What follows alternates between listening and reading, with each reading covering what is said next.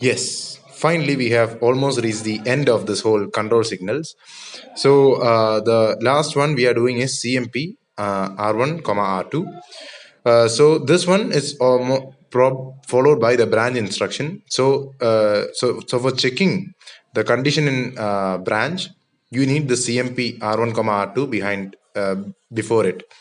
So what this CMP R1 comma R2 essentially does is it just does R1, whatever is in R1 minus R2, and it will store it in Z. R1 minus R2 will be done by ALU, so it must be stored in Z. Now, whenever this ALU does something, there is a special register called CPSR. CPSR, Control Program Status Register. Now, this register controls. This is also a 32-bit register, and this register has some bits, some 4 bits. 1, 2, 3, 4. So one of these bits is 0, carry, overflow, and negative. So what this is that when the ALU does some arithmetic operation, if the answer that comes out is 0, then 0 flag is set to 1. If there is a carry, then the carry flag is set to 1. If there is an overflow, let's say if it's a 32-bit number and we did some addition and it came out to be more than 32, then the overflow bit will be set to 1. Then we also have the negative bit, like if there is a subtraction, 3 minus 5 is done, minus 2.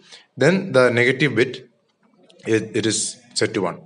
So this CPSR, it is also, when we do this compare, we do some kind of this subtraction. So the CPSR is also having the values is also, these flags in CPSR is also automatically set off. We don't have to do anything. It will be automatically be set off.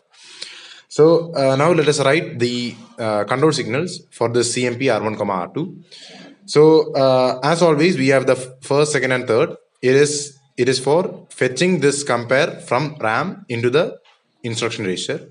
So please, you must write these 3 instructions right now on a piece of paper. Otherwise, you will forget, because I have also forgotten many times. So please do it now.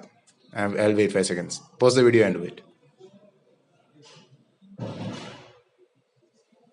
Okay, let's continue. So now what we do is now we have already set, and the instruction register is, the CMP is now in the instruction register. Now what we do is R1 out. So R1 will be there in the internal processor bus. Now we do Y in. So the value in R1 is now in Y. Now we do, actually let's use this one, so it will be more clear. So where is it? Yes, R1 out is done. So whatever is in R1, it will be in internal processor bus. Then Y in, so it is there. Then there in Y. Then we do the R2 out. So the value in R2 is there now there in the internal processor bus. Then we do select Y. So whatever the value of R1 in Y, it will come to A. So now we do subtraction. So what is that? R1, value of R1 in A, minus value of R2 in B from the internal processor bus. So that is R1 minus R2 and Z in. So that value is now there in Z. Now, depending on what are the values in R1 and R2, if it's negative, then we know that CPSR, that negative flag will be set off. If it's 0, then the 0 flag will be set off. And these two are the main things that we use for branch.